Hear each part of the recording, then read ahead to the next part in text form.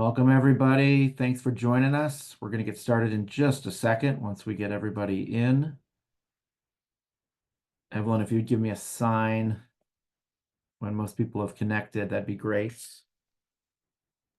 Will do.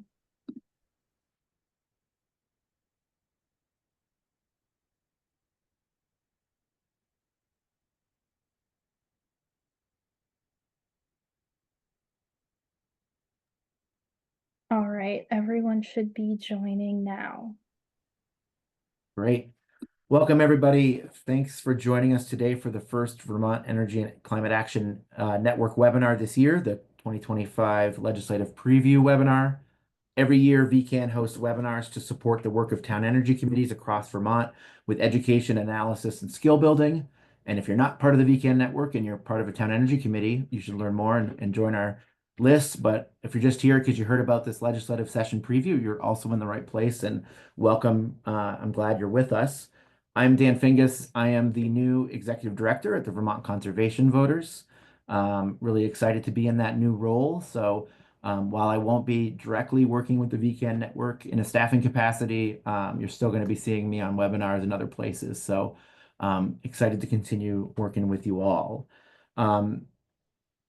During this webinar, we will hear from policy experts about the 2025 policy priorities in climate resilience through clean water and lands, housing, smart growth, climate solutions, energy, healthy communities, and a healthy democracy.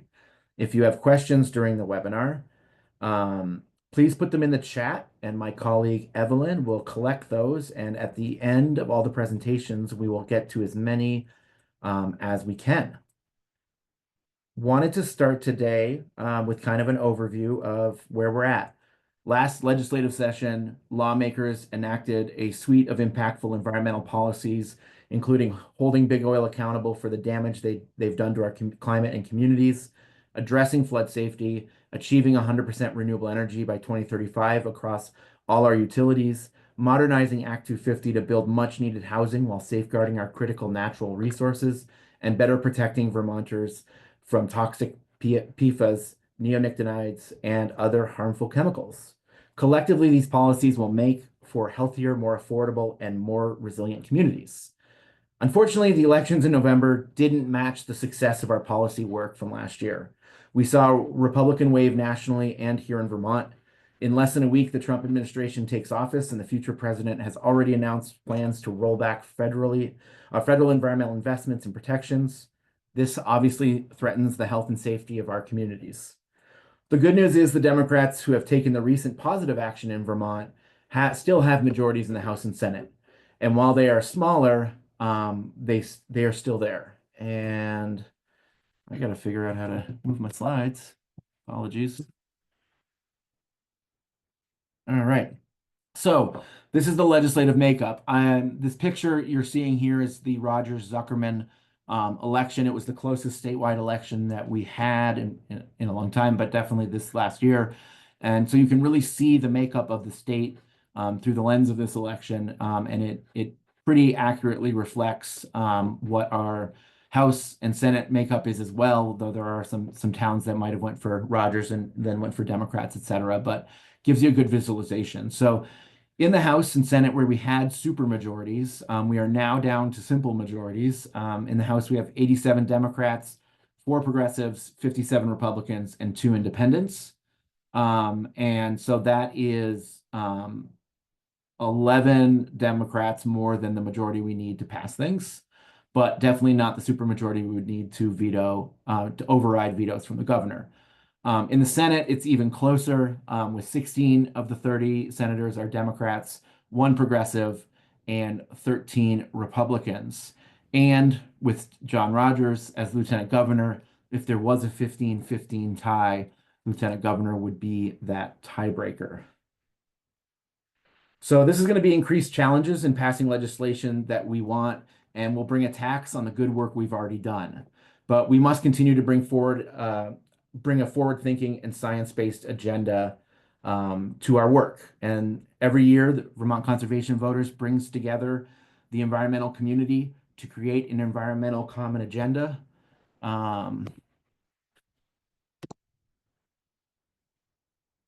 And so we are launching Vermont's 2025 Environmental Common Agenda. It's our guide to this year's top policy priorities. The Common Agenda is Vermont environmental community's vision for a bright future, including working to advance and defend policies that protect the environment, promote health, civil rights, social, racial, and economic justice, bolster strong communities, and strengthen our democracy. Um, as always, the environmental community is united behind the Common Agenda with 19 organizations supporting the Common Agenda this year. And a lot of these groups have been doing it for years as we come together with the Common Agenda. Special shout out to the Vermont Community Thermal Networks, our newest signer to the Common Agenda. Appreciate the support this year, but you can see from energy work, land conservation, water protection, environmental advocacy. There's so many different groups here that represent the environmental community. We stand as an environmental community ready to work with Vermont lawmakers to chart a different path. And in this year's Common Agenda, we're calling for lawmakers to continue the positive progress that we've seen in the environment, but also protect the hard work that we have done over the last half decade. And so we want to make sure that our lawmakers watchdog and invest successful implementation of the historic climate and environmental laws passed in recent years and oppose any efforts to weaken environmental protections. We need to build climate resilience by protecting our lands and waters, by better regulating farm pollution and chloride, and better protecting our biodiversity and endangered species. We need to invest in affordable housing that is centered on smart growth principles. We need to cut pollution and ensure an accessible, affordable transition to clean energy. And we need to foster healthy communities and safeguard our democracy. This is just the overview because we have policy experts here ready to dig into these issues further. And so I'm going to turn it over to the first speaker today, who's going to speak to the need for Vermont to build climate resilience by protecting our waters. And that is Jared Carpenter, Water Protection Advocate at Lake Champlain Committee. Good afternoon, everyone. Thank you so much for joining us and being the first speaker. Yes, I'm going to talk about enforcement of water quality regulations and also chloride contamination of our Vermont waters. Lake Champlain Committee was founded in 1963. It's a bi-state nonprofit organization dedicated to lake health and accessibility, and we have members in both New York and in Vermont. The state of Vermont is falling behind in meeting the phosphorus reduction requirements for Lake Champlain and Lake Memphremagog basins as mandated by the U.S. Environmental Protection Agency. These reduction requirements were set in 2015, but as we near the halfway point of the 2036 phosphorus reduction targets, the state is falling well short of its goals. Missing these marks will result in an increased number of cyanobacteria blooms, not only in Lake Champlain, but other Vermont waters. In recent years, blooms have occurred throughout the state, such as Lake Carmi, Mirror Lake, and Bristol Pond. We're even seeing blooms starting in our slower moving rivers, such as the Black River and the Poultney. So areas that are out of sight of the immediate Lake Champlain Basin. This in turn impacts property values and municipal tax bases and harms our tourist economy as no one wants to come recreate on green waters. The legislature needs to examine the effectiveness of our expenditure of state and federal funds on water quality programs and the effectiveness of our state water quality regulations. This also includes an examination of enforcement of these regulations, particularly regarding polluted runoff from agricultural lands. Vermont's current system for agricultural water quality inspection and enforcement gives shared responsibility to the Agency of Natural Resources and the Agency of Agriculture, Food and Markets. This system has proven to be inefficient, expensive, and redundant. It has created confusing regulatory burdens for farmers and falls short in protecting state waters from agricultural water pollution. The current system is failing farmers who are trying to do the right thing. Instead of two agencies performing these same tasks, this system needs to be repaired and housed exclusively at the Agency of Natural Resources, which has jurisdiction over water quality laws and regulations. So we ask the legislature to please consider this. In terms of chloride contamination of water quality, this is becoming, this is more of an emerging issue. The excessive use of road salt on highways, town roads, and sidewalks threatens public health, infrastructure, and water quality in Vermont. Road salt or sodium chloride dissolves in melted snow and rainwater and then drains into surface water and leaches into groundwaters. The state needs to develop practices and programs for using road salt in a way that ensures public safety but while also protecting public health, infrastructure, and water quality. Road salt leaches into groundwater and threatens to contaminate municipal water systems and private wells. This increased salinity leads to corrosion of wastewater and drinking water systems that can release heavy metals such as copper and lead into drinking water. Increased salinity in water supplies was linked to the increased lead levels in Flint, Michigan, and other communities. So this is becoming an emerging threat in a lot of areas over the past decade. Finally, as road salt increases the salinity of our lakes and rivers, it harms fish and aquatic biota. Spikes to acute levels of salinity during rapid snowmelt and rain cause particular harm to aquatic organisms. Overall, there must be a balance in the use of road salt that ensures public safety, but minimizes those harms through best management practices, such as calibration, the use of brine, standards for when salt should be used or is unnecessary, and for better storage practices of salt sheds. Through education and certification of municipal and commercial applicators, we can reduce salt impacts on infrastructure and in the environment while still providing public safety for those using our roads and our sidewalks. I welcome any questions if you want to put them in the chat, and we can answer them at the end of the hour. Thank you so much for the time. Thanks, Jared. And to talk about climate resilience by protecting our lands and wildlife, want to turn it over to Jamie Fidel, Forest and Wildlife Program Director at Vermont Natural Resources Council. Thanks, Dan. So good to be here today. So I'd like to talk about two initiatives in particular. One was an act that was passed 2 years ago called Act 59, the Community Resilience and Biodiversity Protection Act. It essentially outlined a vision to maintain an ecologically functional landscape in Vermont that sustains biodiversity, maintains landscape connectivity, supports watershed health, promote climate resilience, support working farm and forests, provide opportunities for recreation and appreciation of the natural world, and support the historic settlement pattern, compact villages surrounded by rural lands and natural areas. The act set up a two-phase process, one to do an inventory of the amount of conserved land in Vermont, and then to develop a conservation plan in Vermont to meet new conservation goals that are in statute. And that would be to have a plan to try and secure protection of land in a permanent status, working with willing landowners who are interested in conserving their land 30% by the year 2030, and then reaching 50% by the year 2050, looking at a number of different strategies to kind of maintain durable ways to hold on to a resilient landscape. The inventory phase has now been complete. We're moving into the important conservation planning process. And essentially, I'm flagging that we're likely to see efforts to roll or repeal the act or change elements of the act. And so, what we're hoping is just to allow for this to continue to move into the implementation phase. It's a conservation planning opportunity for Vermont. Doesn't necessarily have regulatory effect. It's meant to help landowners who are interested in conserving their land to develop the best strategies to do that. Secondly, this year, we think it's really important to take a hard look at the effectiveness of our sort of approach to threatened and endangered species in Vermont. We have hundreds of species that are listed on the state's threatened and endangered species list. We're anticipating some legislation based on some work that's happened in the off session with the Fish and Wildlife Department to look at a couple of things. One, looking at the regulation and sale, regulating the sale and possession of reptiles and amphibians. There's some loopholes in law right now. Looking at better policies to protect sort of the need not to disclose the location of threatened and endangered species in Vermont. Sort of a holistic review of enforcement procedures, and then promoting greater attention just to efforts that are needed to actually recover the hundreds of species that are listed and try and move them off of the threatened and endangered species list.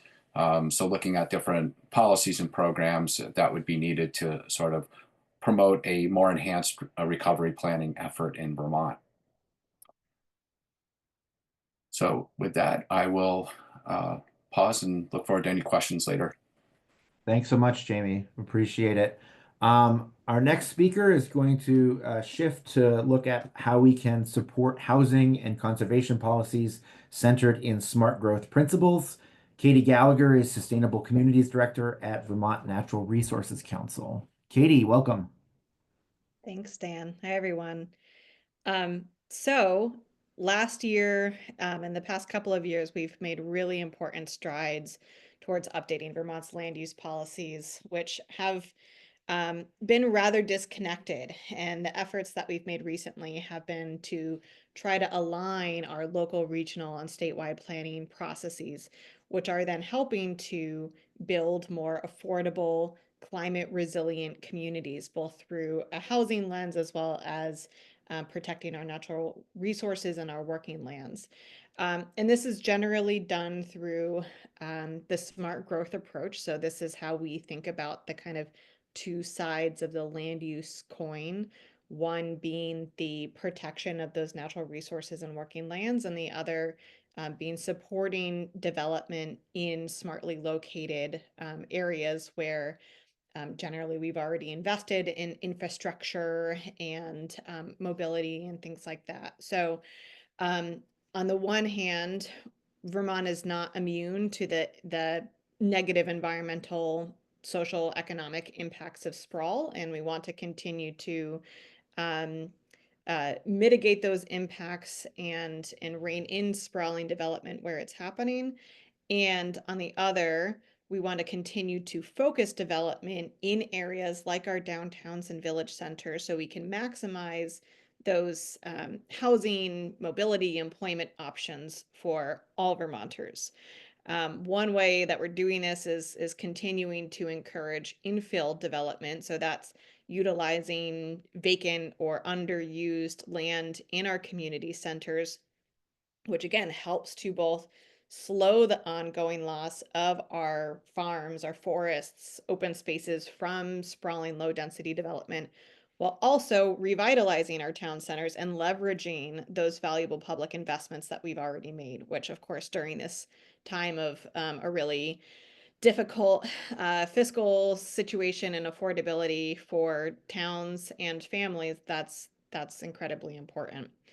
So we need to make sure that we are remaining committed to the balanced approach that we have achieved over the past couple of years, in particular through the 2023 Home Act, Act 47, which was primarily focused on municipal zoning and allowing for more housing opportunities in those community centers that have the infrastructure to support more housing density and development. And Act 181, which was the Act 250 Housing and Land Use Modernization Law that was passed this past year, which again helped to really align those various planning processes that we've had in place and make them more effective in both of the goals of supporting more affordable housing development and protecting our natural resources. You may have seen there's already been some news reporting that these laws are resulting in successes on particularly the development of housing, which is really good news. But we also need to give time for these laws to be implemented. As you know, planning and development is never a quick action, and many towns are still in the process of updating their zoning if they are a town that has zoning to comply with the 2023 Home Act and update their zoning bylaws, and to work with their regional planning commissions in order to think through some of the questions that have been raised for them through the Act 181 process to make sure that they are getting the community engagement needed to inform those community planning processes. So besides trying to make sure that we don't have rollbacks on these really important pieces of legislation that we saw over the past couple of years, we want to continue to promote housing that is affordable by investing in these multi-unit mixed-use infill developments that are located in well-planned and walkable areas. The third item in our legislative solutions is providing full funding for the Vermont Housing and Conservation Board at statutory levels, which has not happened, but is, as many folks know, an organization that at its core is based around meeting these dual goals of housing in appropriate locations and conservation. We also need to increase funding for and increase eligibility for the downtown and village center tax credit program, which has been really successful in helping to direct funding towards those downtowns and village centers for revitalization efforts.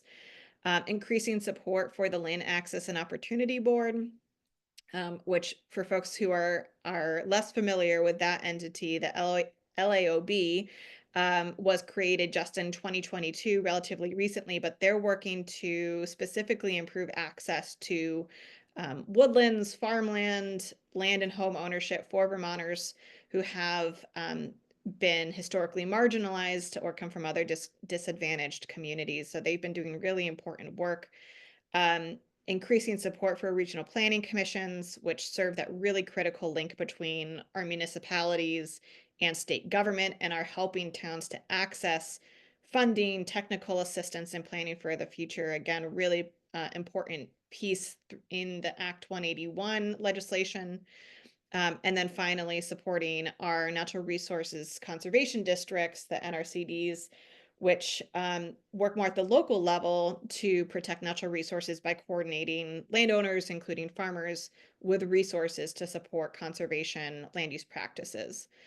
And then finally, passing a rental registry. This is something that has been risen for many, many years now, but this is something that would help to support weatherization and energy efficiency efforts across the state, help to ensure a healthy and safe housing stock for Vermont renters, and take the burden of creating those registries off of municipalities, which has been the trend over the past couple of years.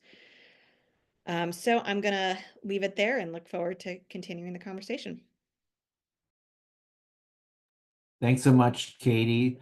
Just a reminder for folks, if you have questions about any of this stuff, please throw it in the chat. I think we've seen 1 or 2 questions in there, but would love some more for our question and answer period after a couple more presenters.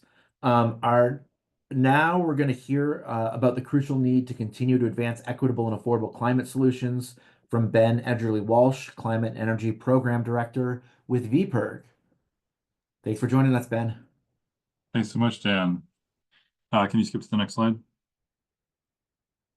So I wanted to actually start by rewinding the clock a little bit to 2020, not the post-March 13th part of 2020, but the pre-March 13th part of 2020.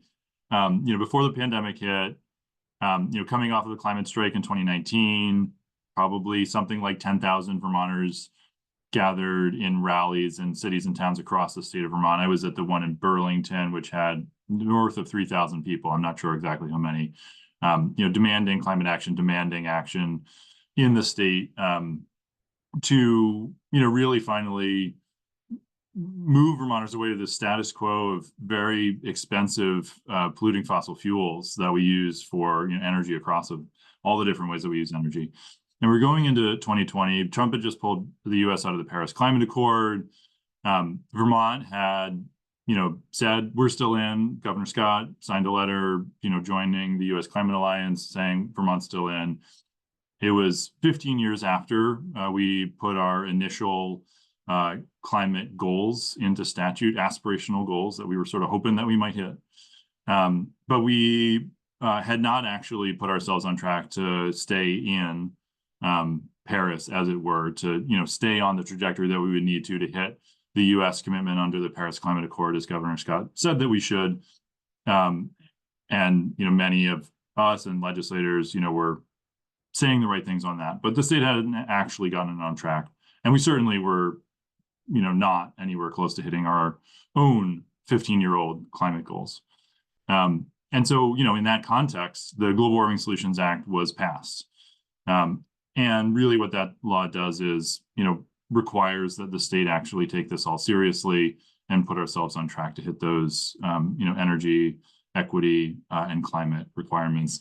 Right now, we're seeing a big push to repeal that. Trump is about to take office, and he has made very clear he is yet again going to pull the U.S. out of the Paris Climate Accord. And unfortunately, we're hearing calls from the Scott administration and, just to be blunt about it, GOP leadership in the House and Senate here in Montpelier, saying that Vermont too should roll back our climate commitments, maybe not as egregiously as Trump is planning to do, but roll them back nonetheless. And that's something that we want no part in. So that certainly is going to be something that we are all very focused on this legislative session, staying the course and continuing to take both climate pollution and energy equity as seriously as we need to be. Next slide. Let me talk a little bit about beyond not repealing or rolling back the Global Warming Solutions Act, what we are going to be working on this legislative session, because let's be honest, just not doing a bad thing is not nearly enough.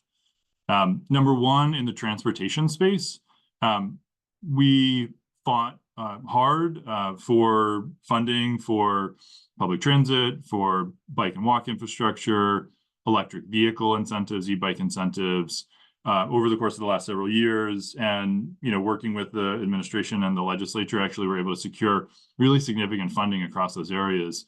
Unfortunately, last year, the Scott administration put all their eggs in the basket of a competitive EPA grant to continue funding for those programs. And the state did not receive that grant. There wasn't a backup plan. And so now we're seeing, for instance, the EV incentives for low and moderate income Vermonters to purchase new or used EVs through several different programs dried up in October. Those are all out of money. And we need to do better. We need to fund those. We're seeing, similarly in the transit space, the Green Mountain Transit, and we're hearing, about this starting to happen in other places as well, needing to cut routes back, where people have relied on these routes to get to the grocery store, get to work. So these things are, things that in a multi-$100-million transportation budget, we need to find the funding for. That's also something that we're going to be pushing for, and you'll be hearing from some of our organizations very soon on this in what's called the Budget Adjustment Act, basically truing up the current year's state budget so that we could get funding for these things prior to the middle of the summer. So and that's a bill that, gets passed well before the end of the session. So you'll be hearing about that from us very soon. In the thermal space, obviously, folks know the Clean Heat Standard report is coming out from the PUC. That's actually due today. I don't think it's been released yet, but by 4 or 5 p.m. we expect to see it. Obviously, that was required under the Affordable Heat Act. We also expect the PUC to be proposing, 1 or 2 ideas of their own in addition to the Clean Heat Standard. And so really the name of the game here is the legislature sinking its teeth into this report, into those ideas, into any other proposals that the Scott administration comes forward with, or the legislature is interested in considering, to figure out a path forward to really put in place a framework to help Vermonters reduce their energy bills, energy use, and climate pollution in the thermal sector. We continue to think a Clean Heat Standard is a great way to do that. There are a bunch of different ways you could do it, though. And so we're going to be, watching the activity in the legislature on that very closely and pushing hard for, 1, continued momentum in that direction, and then 2, whatever moves in that space, be as close as it possibly can be to, again, putting ourselves on track to hit our climate requirements and cutting energy bills, especially for low and moderate income Vermonters who right now are on this treadmill of buying expensive fossil fuels year after year to stay warm when there are better options available. Last, but certainly not least, in the electricity space, obviously last year we made an enormous amount of progress in overhauling Vermont's renewable electricity requirements, our renewable energy standard. That bill passed and is now law. That means that Vermont electric utilities are going to have to provide a lot more new renewable energy from inside Vermont and around the region to their customers. That was a huge step in the right direction. That being said, there are other things that we need to keep on working on. Community solar is something that we all want to see much more available for Vermonters. And then more specifically, there's a program called the Standard Offer that was in place for about a decade, a little bit more than a decade, until it expired in 2022. This is the program that gets, sort of the medium to large solar farms built for Vermont ratepayers. does it in a competitive way that actually keeps the, the cost of these solar farms quite low. So we are supporting an extension of the standard offer, renewal of the standard offer, as it were, and would love to see that come along with a sort of carve out that some of those solar farms could be specifically community solar arrays delivering benefits to, Vermont communities and individual Vermonters who might not otherwise be able to go solar through our net metering program. I want to just very briefly touch on a few other things quickly, which are much less active in the legislature this year, but are important nonetheless. One, the Climate Superfund Act, Dan mentioned at the top. Obviously, that passed last year. We don't need to pass it again, but we do need to fund its implementation. So that's something that we're going to be pushing for in the budget. Two, there are a couple of reports that are coming out late this year. And so they're sort of like, there was initial work last year, there'll be more work next year, but I just wanted to note them since I know there are folks on this call who are very passionate about these topics. Thermal energy networks made some progress on that last year. The PUC is going to be coming out with a report towards the end of this year that hopefully we can, build on and have more success in that area in 2026. And then also programs to reduce rates, electric rates for low and moderate income Vermonters. Again, there's a report coming out later this year that should tee up activity on that in 2026. But if you're not seeing activity in those spaces this year, that's why. That's the timeline that they're on. Thanks so much, and I will be sticking around for questions as well. Thanks so much, Ben. Appreciate all of that important information. And I know Ben has to jump off about 10 minutes before the end of the call. So if you have an energy question, get it into the chat now so we can make sure Ben can answer it before he has to leave. All right, we are going to move on to our last presenter. They will be speaking on the need to safeguard Vermonters' health and its democracy. Justin Marsh is the political director at Vermont Conservation Voters. Welcome, Justin. Thank you, Dan. So Vermont has a track record of working toward healthy and thriving communities. In recent years, the state has made huge strides to better regulate toxic chemicals, such as PFAS and pesticides.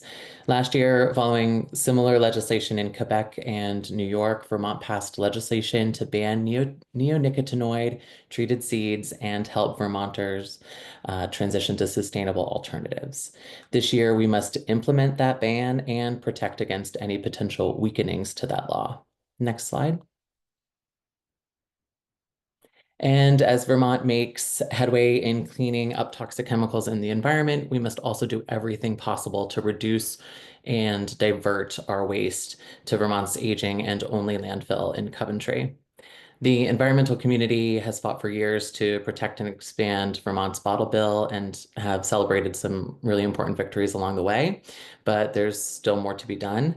We can modernize the bottle bill to cover additional beverages like bottled water and wine bottles, and we can keep an estimated 100 million more bottles and cans out of Vermont's landfill and off of our roadsides every year.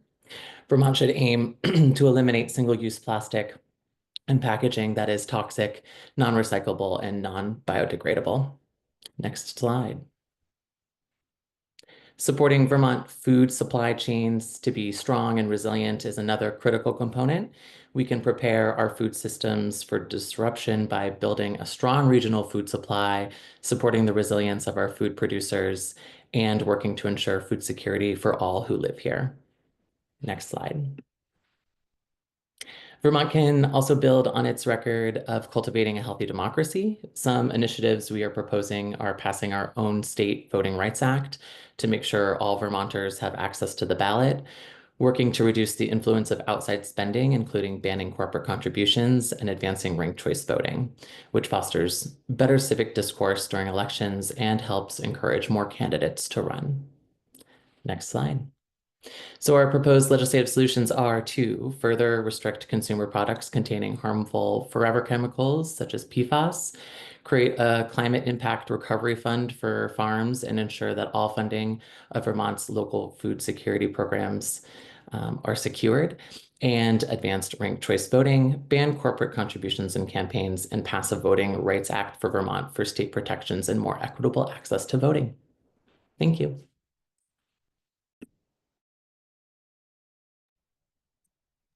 Thanks so much, Justin. Really appreciate that. And love that you added so many photos into your presentation. Had to add my own flair. It is time for the question and answers period of the agenda. And I'm going to see if Evelyn wants to read the first question, which is for Ben. Yeah, happy to do that. So the first question is about the federal Solar for All program. And Stephen is wondering if anyone can speak to Bernie Sanders Solar for All. Is that DOA with the new administration? And if not, how do folks access these funds? And I know, Ben, you said you could take that. Yeah, happy to. And I can speak a little bit more broadly to what we're watching as Trump takes office and the new Congress begins their deliberations on how far and how fast we can cut climate action. But on Solar for All in particular, that is in a better place than some funds. There's a sort of range of things that the Trump administration or Congress can do to quote unquote claw back money that was in the Inflation Reduction Act. There, for dollars like these that are already sort of fairly well along, the hope is that they will not be able to pull those funds. It's certainly more difficult than if funds were sort of promised in the bill, but the ball hadn't really gotten rolling in the states. So I believe these funds are what are in a stage that's called obligated, which means they're committed, the state has a plan for them. It's not literally spent, right? Like they haven't actually built the solar farms yet. They haven't paid a contractor to do the thing, but it's fairly far along. And so right now, we anticipate those are going to continue. I'll drop this in the chat, but for anyone listening to the recording, if you just Google Vermont Solar for All, you'll find both the Public Service Department's website on it, which has some information and actually a fairly good article that was just published a day or two ago in the Burlington Free Press. That's worth looking at. It sort of describes the various types of solar that might get built under this. It's going to be some smaller rooftop stuff, some larger community solar arrays. Of course, it's all targeted at low and moderate income Vermonters. More generally, to speak to the possibility of funds being pulled, a lot of that is going to happen or not in Congress. The Trump administration does have some ability to slow or stop funds from being rolled out. That may well end up in the courts. But certainly Congress could repeal parts of the Inflation Reduction Act that provide funding that hasn't been spent yet. So we are all hoping that that does not happen. I know that is something that our delegation is going to be working on, working to stop that is. And frankly, when you look around the country, there are a lot of places represented by Republican representatives and senators that have received and are on track to receive incredible sums of money from that law. And I think that's really maybe its saving grace, that this is a law that really is showing how beneficial climate action can be to everyone and not just in blue areas. So we're going to be watching that really closely. And I know the administration is doing what they can to get this money out the door as quickly as possible before any potential federal action to pull it back.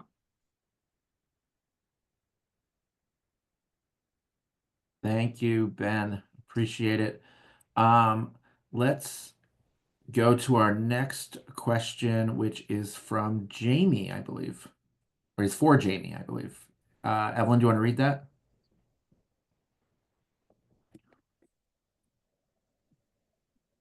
Yes.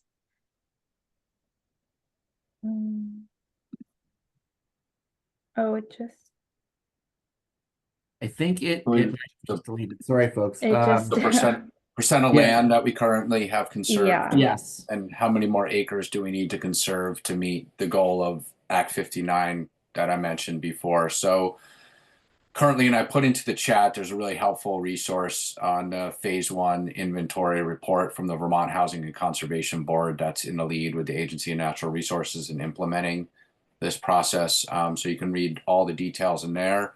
To answer the question, about 27% of our land base is conserved right now in the state, and that's broken out into some categories that the Act asked to be tracked. So the first is ecological reserve areas, which essentially are more passively managed, like wilderness areas, natural areas. That's 4% of the land base. Biodiversity conservation areas would be areas that are managed like with wildlife as a major priority. That's 4% of the land area, like fish and wildlife, wildlife management areas and state lands, for example. 19% of our land is in natural resource management areas. Think of our working lands. So subsets, 3% of that is agriculture and open space, and about 16% is conserved forest land. So that's a total of 27% of our land base. So that means we have about 185,000 acres to potentially conserve to meet the 30 by 30 goal over the next 5 years. So still a significant accomplishment in Vermont, and still quite a bit of land as a potential target to meet that goal, and working with willing landowners to get to the 2030 goal. I don't have the numbers as far as how many more acres we need to get to 2050. Thank you, Jamie, for that response. The next question is for Katie. Katie, or Evelyn, do you want to read that, please? Yep. So it is referencing a VT Digger article, which the question is in the chat for those of you who are interested. And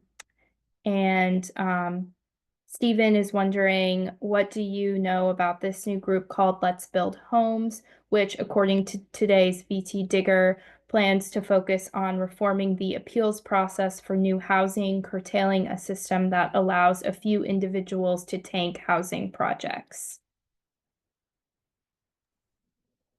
Thanks for that question, Stephen. Yeah, so there's this new coalition called Let's Build Homes. It was started by the former mayor of Burlington, who was formerly a housing developer, as folks might know. And so the coalition seems to be gaining some ground. They had a press conference yesterday in the State House that this article is referring to, them launching some of their policy priorities, some of which are reasonable and make sense.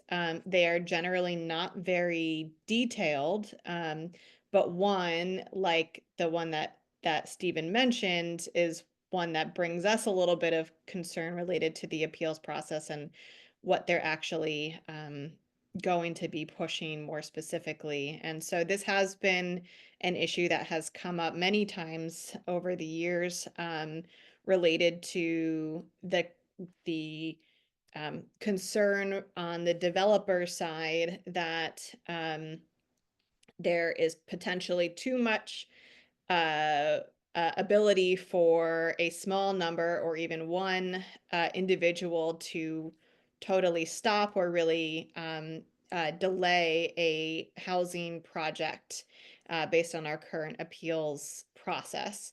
And while this doesn't happen very frequently, it can happen. And so the argument is that because of that fear on the developer side, that many won't even pursue an affordable housing project because of the concern about what the increased cost and delay might mean for that housing development. So this has been a big push from folks, especially from the development community over the years. We feel very strongly that we should not take appeals rights away from people. There might be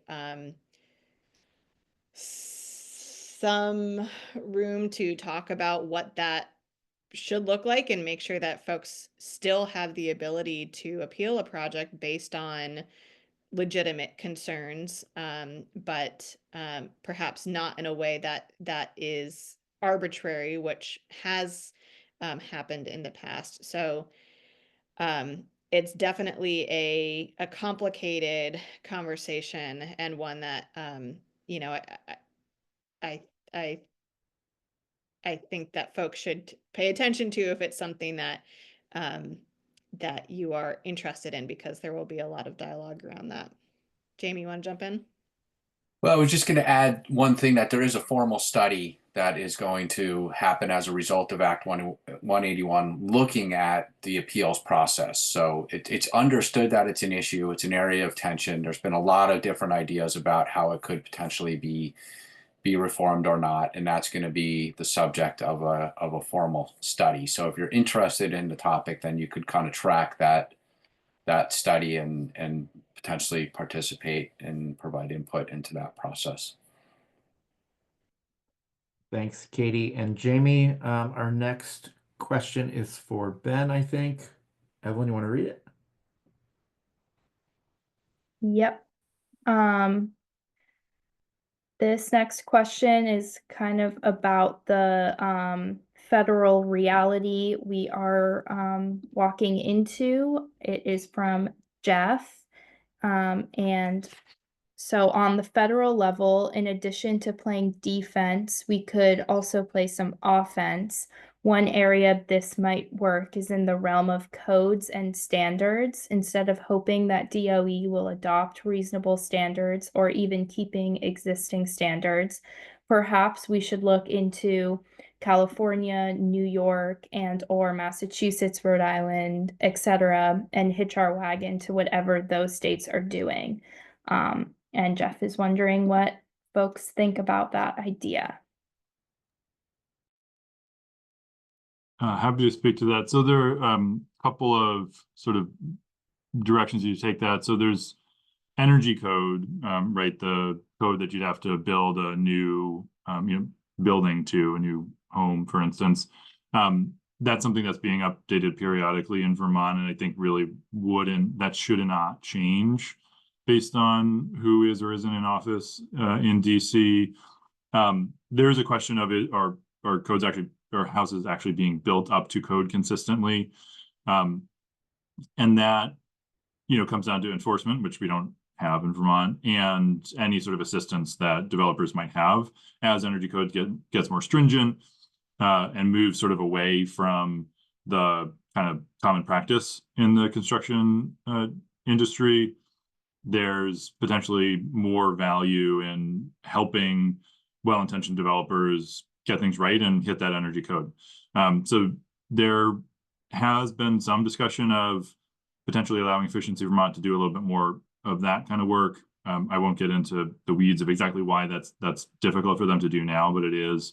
And then the other direction you can take it is something that we actually were very active on for a couple of years late in the last Trump administration, which is, rather than codes, appliance efficiency standards, which is something that typically is done at the federal level through the Department of Energy. But for instance, if you're buying a new refrigerator, you know that it will be no less efficient than a certain line that's been set by an appliance efficiency standard.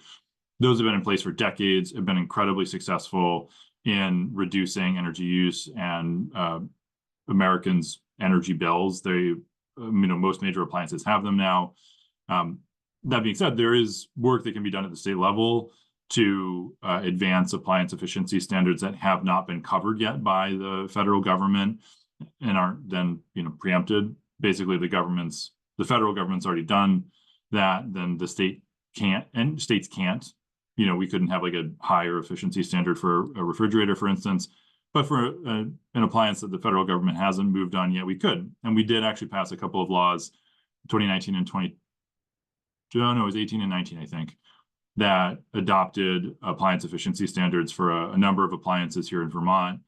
California is very active in that space, and as Jeff noted, it can be really helpful to piggyback on work that's being done out there. So we don't have active plans to pursue that in this moment, but over the next 4 years of the Trump administration, as DOE sits on its hands or is actively unhelpful for appliance efficiency, I absolutely think that's an area that we should look at again. And with that, I'm going to have to jump off. Thanks, Ben. Yeah, thank you so much, everyone. Appreciate it. We only have one more question. It's for Katie. Evelyn, do you want to read the last question? Yes. This question deals with about like infill development, and it's from D. They're wondering, to help with infill development in our villages, what support is there for town water and wastewater infrastructure for towns that don't have it? Thanks, Dave, for that question. So there's through the Department of Environmental Conservation through ANR, there's a wastewater kind of, I think, investment or financing division. I can share a link. I'm forgetting the exact name of it. But there are funding opportunities available for smaller towns. And I know several that have successfully been using the funding that's available for them over the past couple of years. I will say, in the towns that I've seen that have been pursuing this work, public support, it's going to be, a very long process, and public support for implementing a new water or wastewater system is really crucial to the success of that project. And there's been some towns that have started down a path of securing funding that has then been lost because of that not focusing so much on community engagement. So that's something where your energy committees or work with your communities could be really helpful.